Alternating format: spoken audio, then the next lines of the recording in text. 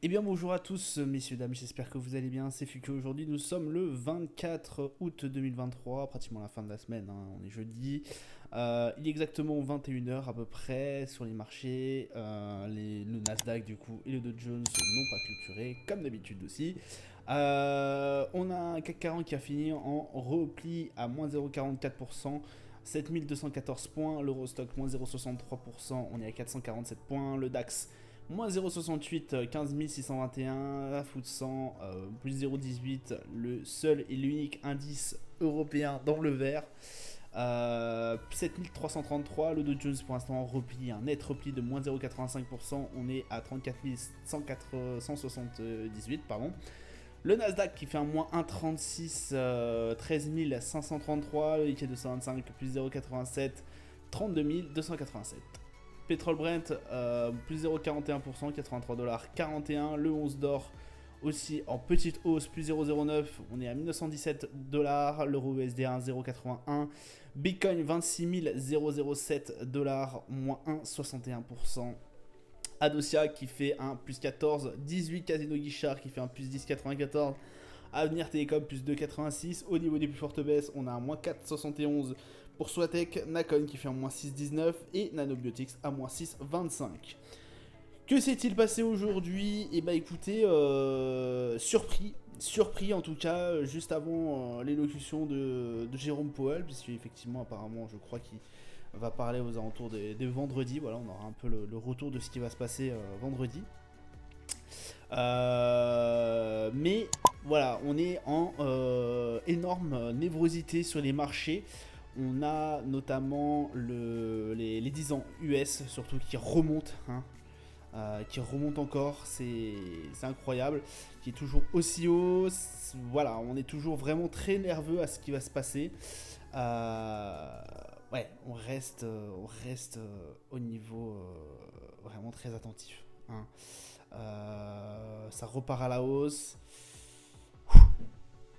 On attend ce que va dire on attend ce que va dire Jérôme Powell et Christine Lagarde, comment ils vont se parler, comment ils vont s'accommoder sur les prochaines décisions. On est vraiment très nerveux là-dessus. Bon, on a aussi beaucoup d'indices qui sont partis à la baisse.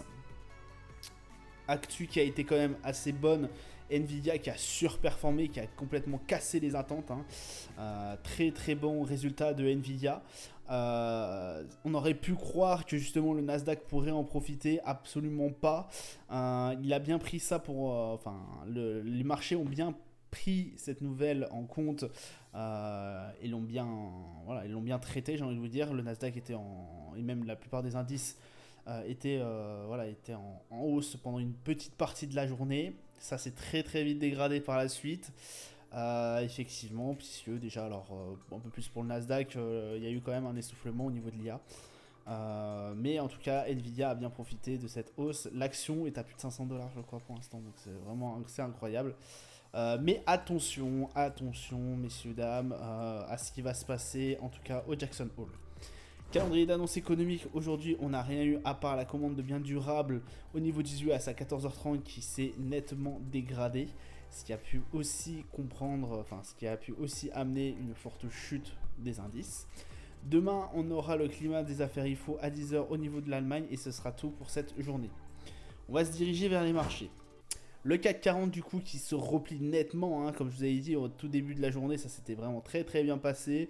On a été même allé chercher les 7340. Là c'est vraiment une douche froide, on est bien revenu en arrière, on est à 7200, on est vraiment sur une limite des 7200. On a un RSI qui s'affaisse un peu, 43 au niveau du RSI et un MACD toujours sur cette tendance baissière. Bon, on est grossièrement toujours dans cette range entre les 7005, grossièrement, hein, entre les 7500 et les 7100. Le DAX lui aussi retourne, alors lui cette fois-ci il retourne complètement sur le support des 15 600. Là on est revenu sur nos arrières, sur les 3 séances qu'on avait grappillées. Attention, 39 au niveau du RSI, donc ça reste assez faible. Et un MACD toujours en tendance baissière. On a une belle tendance baissière qui se profile. J'espère qu'en tout cas les 15 600 nous permettront de résister. Ça fait plusieurs fois qu'on touche ce support qui est assez costaud. Là, ça va être compliqué, hein, parce qu'effectivement, on est vraiment sur une tendance qui se profile assez baissière et avec quand même un certain volume. Alors, on n'est pas en volume énorme, mais on a quand même un certain niveau, j'ai envie de vous dire, baissier. Donc, bah écoutez, on serre des dents, Le Brent qui fait un 83,38$, on a touché la bande basse de bande de Bollinger. Comme je vous avais dit, hein, on s'est fait renvoyer par les pâquerettes, pareil la séance dernière. Là c'est pareil, on s'est fait renvoyer, on est à 83,38$. Elle constitue pour l'instant une résistance à cette borne basse de Bollinger. Attention, on est toujours potentiellement sur un changement de direction, comme je vous l'avais dit, un changement de tendance. On a un MACD qui s'affaisse au niveau baissier, potentiellement aller rechercher les 80$ et quelques au niveau du Brent, ça me paraît pas ahurissant. Après, je pense qu'on va toujours se diriger entre les 90 et les 80$. Je ne pense pas qu'on aille chercher en dessous, puisque effectivement la Russie maintient des prix, l'OPEP en général maintient le nombre de barils en circulation bien en surveillance. Donc voilà, ils évitent de mettre trop de barils en circulation, comme ça fait monter le prix et ils en tirent un Brent un peu plus fort. Donc écoutez, restez quand même vigilants sur le Brent. En tout cas, on est à 50 au niveau du RSI, donc vraiment une stabilité. Voilà. Le 11 d'or qui, lui, écoutez, pendant un moment faisait une petite hausse. Le support des 1900 me paraît toujours cassé. Hein, voilà, je pense qu'il a été breaké. On a été chercher bien plus loin que la dernière fois au niveau des valeurs, au niveau du pricing. Donc écoutez, pour moi, effectivement, ce niveau ne tient plus. Le niveau des 1900 ne tient plus. Je pense que le 11 d'or va finir par repartir à la baisse malgré ces 3 séances haussières. Je pense que là on voit bien que potentiellement c'est en train de s'affaisser. Il y a quand même du volume, il y a un peu de volume, mais je pense que au bout d'un moment ça peut pas continuer. Enfin, le 11 d'or ne peut pas continuer à grimper. En tout cas, je le vois mal pour l'instant aller à chercher les 1955. Je peux me tromper comme d'habitude, mais pour moi, à moyen et long terme, je ne le vois pas forcément aller chercher les 1955. Le S&P, alors hier je vous avais dit que le S&P potentiellement il pouvait aller chercher beaucoup plus haut et pourquoi pas aller chercher les 4561. Je me suis complètement gouré. Là la preuve en est, c'est que grosse séance baissière sur les indices américains.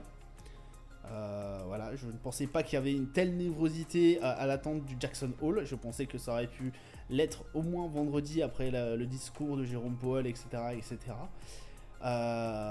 Mais là, vraiment, se prendre une claque aussi forte. Alors, pour ma défense, hier, quand j'ai fait la review et que j'ai quitté les marchés, on n'avait pas le S&P aussi haut et aussi fort. On avait un S&P qui était beaucoup plus tendre, j'ai envie de dire, beaucoup moins haut. Et là, on est en train de reprendre tous les gains en fait qu'on avait gagnés la semaine hier. Donc, je reste vraiment à long terme. C'est pratiquement, je pense fortement. Alors après, Jackson Hole, méfiez-vous. Je reste toujours haussier. Voilà, je le dis, je reste toujours haussier sur le S&P, même si là, je viens de me prendre un gros travers. Voilà. Petite aparté. Si vous aimez le risque, vous pouvez le prendre juste avant le Jackson Hole.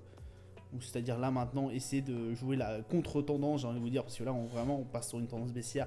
Donc effectivement, peut-être jouer la contre-tendance ou peut-être attendre qu'il aille toucher les 4333. Effectivement, qui constituerait une résistance. C'est possible aussi que ça n'aille pas jusqu'au bout et que ça n'aille pas chercher les 4333. Tout va dépendre de ce que va dire Jérôme Powell.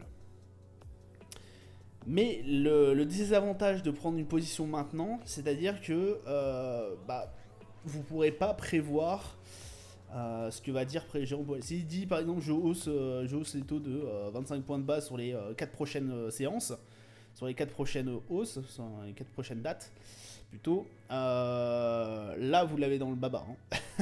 Donc si vous aimez le risque, faites-le. Si vous n'aimez pas le risque comme moi, enfin si vous aimez un peu le risque mais pas non plus exagéré, ne prenez pas et attendez un meilleur moment ou surfez un peu sur la vague. Moi c'est ce que je ferais. Hein.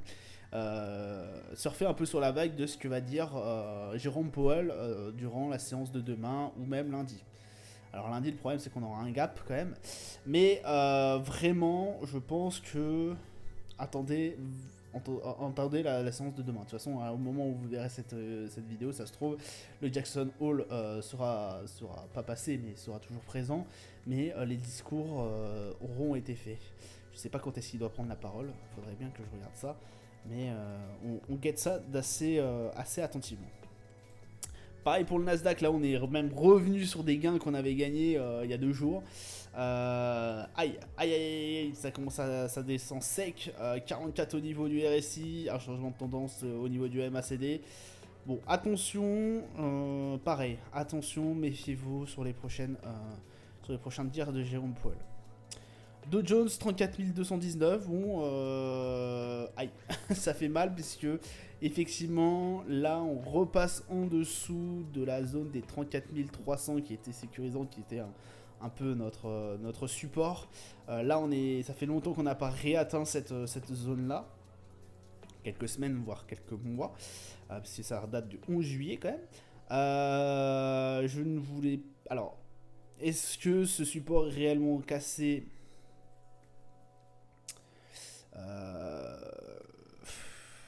Ça, je peux vraiment pas vous le dire. Oui, d'accord, les bougies sont là. Oui, les bougies japonaises, oui, les mèches ne vont pas aussi basses, sont pas aussi basses. Mais quelque chose me dit que quand même ce support des 34 300 est assez tenace, est assez dur à casser. Voilà, je n'espère pas vraiment parce que j'ai pas envie de réintégrer cette range entre les 34 000 et les 33 000 qui était assez longue cette range, voilà, qui a duré plus de 8 mois ou 9 mois je crois. J'ai vraiment pas envie de la réintégrer. J'espère qu'en tout cas, si ça clôture au-dessus des 34 300, on est encore sauvé par ce support. Sinon, ça va être un peu dur.